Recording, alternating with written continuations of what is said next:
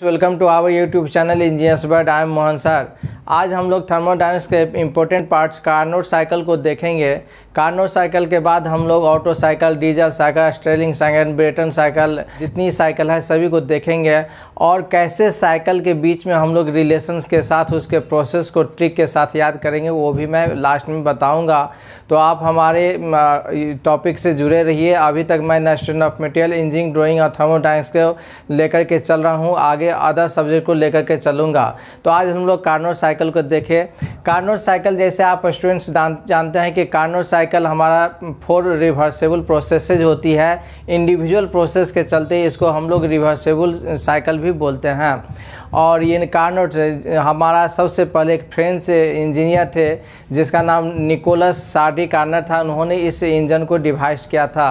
Carnot cycle engine जो है काफ़ी हमारा इफ़िशिएंट साइकिल इंजन है, लेकिन इसकी प्रैक्टिकल यूटिलाइजेशन नहीं होती है। इसकी प्रैक्टिकल यूटिलाइजेशन क्यों नहीं होती है कि इसमें हमारा बार बार हॉट सोर्स और सिंक सोर्स को हमारा सिलेंडर के कंटेक्ट में लाना होती है, जो अभी हम लोग डिटेल में देखेंगे। तो इस कार्नोट साइकिल का फिगर हम लोग आप जैसे देखते हैं, हमारा यहाँ 4 प्रोसेसेज है। 1 2 1 process, 2 3 second, 3 4 third process and 4 1 हमारा 4th प्रोसेस है। इस तरह से 1 से हमारा साइकिल ऑपरेशन स्टार्ट हुआ और 1 पर जाकर कंप्लीट होती है। तो कार्नोट साइकिल हमारा 2 आइसोथर्मल रिवर्सेबल साइकिल और 2 एडियाबैटिक रिवर्सेबल साइकिल होती है। इस तरह से मिलाकर के कार्नोट साइकिल हमारा 4 ऑपरेशंस, डैट मीन्स 4 ऑपरेशंस होती है। तो हम लोग इसको अच्छा से समझने के लिए let us assume a frictionless piston cylinder. It is a cylinder head. ये हमारा सिलेंडर हेड है और ये देखिए पिस्टन का हमारा सिलेंडर का क्या है, ये बॉटम है। इस सिलेंडर में हम लोग क्या करेंगे, नॉन कंडक्टर हमारा इंसुलेटिंग है। सिलेंडर के वाल हमारा इंसुलेटिंग है और बॉटम के बराबर मेरा कंडक्टर है। बॉटम के पास हम देख रहे हैं आईसी इंसुलेटिंग कैप लगी हुई है। इंसुलेटिंग कैप का क्या फंक्शन होगा अभी जस्ट आप देखेंगे। और ये हमारा पिस्टन है। पिस्टन क्या है, फ्रिक्शनलेस पिस्टन है।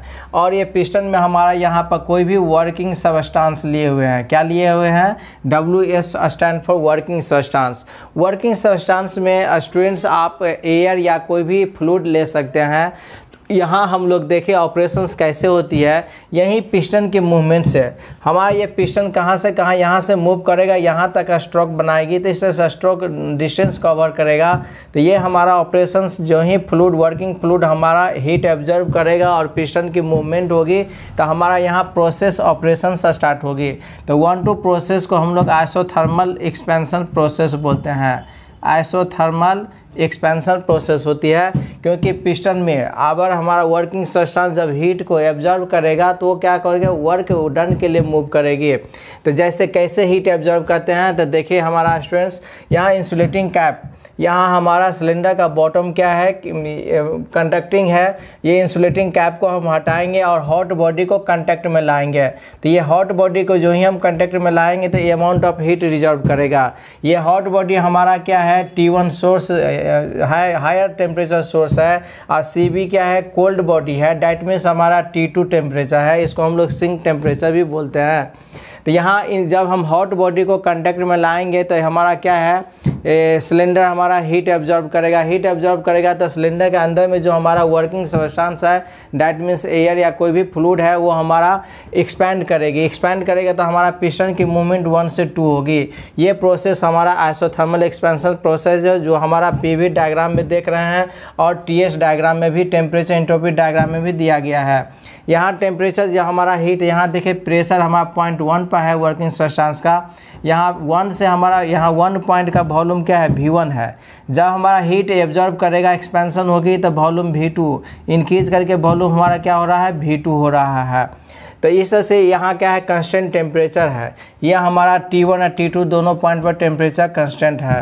तो इस प्रोसेस में हम देख रहे हैं फ्रेंड्स कि जब हमारा अमाउंट ऑफ हीट एक्सटेंशन होती है तो वर्क डन के लिए मूवमेंट होती है। तो इस फर्स्ट स्टेज जो हमारा होती है, तो हम लोग 4 प्रोसेस को देखेंगे कार्नोट साइकिल में। तो फर्स्ट प्रोसेस है जिसको हम लोग फर्स्ट स्टेज देखेंगे। फर्स्ट स्टेज क्या है, इसी को आप लोग बोलेंगे प्रोसेस 1-2, जिसको हम लोग क्या बोलेंगे 1-2 प्रोसेस 1-2।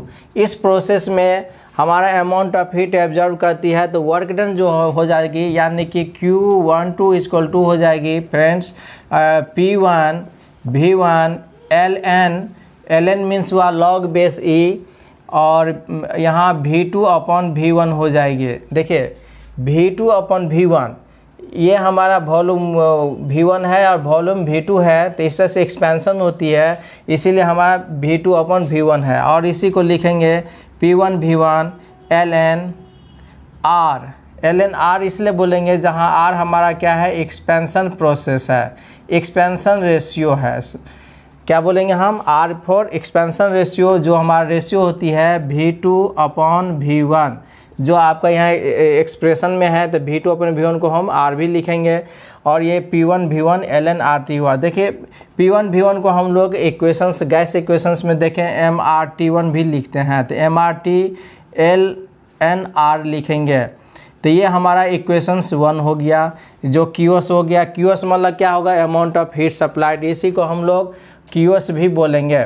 और क्या बोलेंगे, QS मतलब amount of heat supplied, QS, और हो गया अमाउंट ऑफ हीट सप्लाइड का इक्वेशन 1।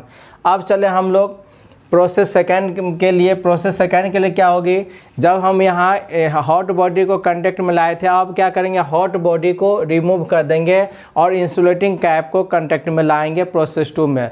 तो जो अमाउंट ऑफ हीट हमारा एब्जर्व हो गया, ना इस केस में ना हीट की, अब हमारा प्रोसेस 2 जो होगी हमारा आइसेंट्रोपिक एक्सपेंशन कहलाती है। देखिए यहाँ एक्सपेंशन हो रही है, ना कि इसमें अमाउंट ऑफ हीट एब्जर्व हो रही है और रिजेक्ट हो रही है। केवल जो हमारा हीट आ गया उसी का हमारा क्या होती है, एक्सपेंशन होती है, जहाँ हमारा वॉल्यूम V3 होगी, V2 से बढ़ के हमारा क्या हो गया, V3 होगी एक्सपेंड होकर के। तो इस केस में हमारा इंक्रीज इन टेम्परेचर होती है, ना कि अमाउंट ऑफ हीट और रिजेक्शन होती है। थर्ड स्टेज है हमारा, थर्ड स्टेज को हम लोग देखिए 3 से 4 जो आपको दोनों में दिखाया गया है, इसको हम लोग आइसोथर्मल एक्सपेंशन कंप्रेशन प्रोसेस बोलेंगे। देखिए स्टूडेंट्स, यहाँ 1-2 क्या है, आइसोथर्मल एक्सपेंशन प्रोसेस, 2-3 क्या हो गया, आइसेंट्रोपिक एक्सपेंशन प्रोसेस, 3-4 क्या हो गया, आइसोथर्मल कंप्रेशन प्रोसेस हो गया। आइसोथर्मल कंप्रेशन प्रोसेस में आप देख रहे हैं कि टेम्परेचर T3 इक्वल टू क्या है, T4 है। That means in this process operations our temperature will be constant, only amount of heat is rejected, amount of heat की रिएक्शन होगी। क्यों होगी, अब थर्ड स्टेज में हम लोग क्या करेंगे, इंसुलेटिंग कैप को रिमूव करेंगे और कोल्ड बॉडी को कंटेक्ट में लाएंगे। कोल्ड बॉडी को कंटेक्ट में लाएंगे तो यहाँ अमाउंट ऑफ हीट रिजेक्टेड हो जाएगी। जब ये कोई भी टेम्परेचर सोर्स में आप कोल्ड बॉडी को लाते हो तो क्या होगी, अमाउंट ऑफ हीट को एब्जॉर्ब करेगा, तो इस केस में हमारा अमाउंट ऑफ हीट रिजेक्शन हो रही है। अमाउंट ऑफ हीट जो ही रिजेक्शन होगी तो क्या होगा, हमारा वॉल्यूम कंप्रेस होगी, तो इसलिए हमारा V3 से क्या हो रहा है, V4 हो रहा है। तो इस केस में हमारा देखिए थर्ड केस में हो जाएगा amount of heat rejected is equal to P3 V3 ln V3 upon V4। देखिए यहाँ V3 से V4 हो रहा है, कंप्रेशन हो रहा है, तो इसी को हम लोग लिखेंगे P3 V3 ln R। अब यहाँ देखिए V2 अपॉन V1 क्या था, एक्सपेंशन रेशियो था, यहाँ R हमारा क्या है, कंप्रेशन रेशियो है, तो लिखेंगे R equal to V3 by V4 equal to compression ratio.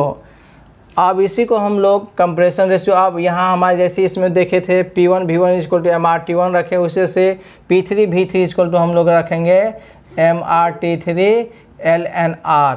तो देखिए हमारे पास दो इक्वेशंस आया, एक आया अमाउंट ऑफ हीट सप्लाइड और एक अमाउंट ऑफ हीट रिजेक्शन। तो स्टूडेंट्स आप 1-2 प्रोसेस में देख रहे हैं अमाउंट ऑफ हीट एब्जॉर्ब हो रही है, 3-4 में अमाउंट ऑफ हीट रिजेक्शन हो रही है। रिजेक्शन क्यों हो रही है, क्योंकि कोल्ड बॉडी को यानी कि सिंक टेम्परेचर को हम कंटेक्ट में ला रहे हैं सिलेंडर के कंटेक्ट में। तो अब हमारा लास्ट प्रोसेस क्या है, 4-1। अब इस प्रोसेस में हमारा क्या होगी, ना अमाउंट ऑफ हीट की रिजेक्शन होगी और ना हमारा रिजेक्शन ना एब्जॉर्ब होगा, केवल क्या होगी, कंप्रेशन हो रही है। तो इस प्रोसेस को हम लोग आइसेंट्रोपिक कंप्रेशन बोलेंगे। तो देखिए 2 आइसेंट्रोपिक प्रोसेस हो गया, 2 आइसोथर्मल प्रोसेस हो गया, इस तरह से कंप्लीट 4 ऑपरेशंस मिला करके एक रिवर्सेबल साइकिल होगी। तो कार्नोट साइकिल हमारा क्या है, काफ़ी इफ़िशिएंट साइकिल होती है। हमारा कंप्लीट 4 प्रोसेस होती है, 1 2 3 4 मिला करके। तो कार्नोट साइकिल को हम लोग जो है रिवर्सेबल साइकिल बोलते हैं। इसको समझने के लिए हम लोग क्या किए, एक सिलेंडर पिस्टन का अरेंजमेंट लिए और इसमें आप देख रहे हैं हॉट बॉडी और कोल्ड बॉडी को हम लिए। इसलिए कार्नोट साइकिल का हमारा क्या है, एक प्रैक्टिकल में यूटिलाइजेशन नहीं होती है, it is only for comparison to other cycles. और ये हमारा कार्नोट ने सबसे पहले हीट इंजन के लिए इस साइकिल का आविष्कार किया था और इसी के कंपेरिजन में अदर साइकिल का इनोवेशन जो है होते रहा है और हो रहा है। तो आप देखिए हमारा एफिशिएंसी की फार्मूला क्या होगी। तो आप जैसे जानते हैं इस इक्वेशन से वर्क डन बराबर हमारा क्या हो जाएगा स्टूडेंट्स। तो वर्क डन बराबर आप जान रहे हो कि वर्क डन बराबर amount of heat supplied minus amount of heat rejected. तो यहाँ वर्क डन है, work done the amount of heat. देखिए अमाउंट ऑफ हीट सप्लाइड का इक्वेशन क्या है, MRT1 ln R, MRT1 ln R minus MRT3 ln R। तो ये हो गया वर्क डन का इक्वेशन। अब जैसे आप जानते हैं कि इफिशिएंसी क्या होती है, eta equal to work done upon amount of heat supplied. तो देखिए work done upon amount of heat supplied, work done का हमारा ये इक्वेशन से हो गई। तो वर्क डन में जो ही हम अमाउंट ऑफ हीट सप्लाइड देंगे तो अमाउंट ऑफ हीट सप्लाइड की ये इक्वेशन आ गया। यहाँ देखिए MRT1 ln R। तो अब स्टूडेंट्स जब आप MR को कॉमन लेंगे तो आपके पास MR ln R को कॉमन लेंगे तो इक्वेशंस हमारा बच रही है efficiency equal to T1 minus T3 upon T1। तो it is the efficiency of Carnot cycle. अब देखिए ये हमेशा ऑब्जेक्टिव में आपसे पूछा जाता है कि कार्नोट साइकिल की एफिशिएंसी को हम इंक्रीज़ कैसे कर सकते हैं।